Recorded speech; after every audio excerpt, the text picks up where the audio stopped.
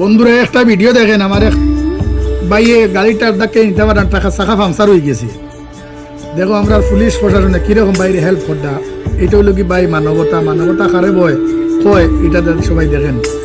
এত ভালো লাগছে আমার ভিডিওটা, না বানাইয়া ভালো না, ভালো লাগে যদি ভিডিওটা সবাই শেয়ার করে দিবে। দেখেন ভিডিওটা, মাশাআল্লাহ আমার কাছে খুব ভালো লাগছে।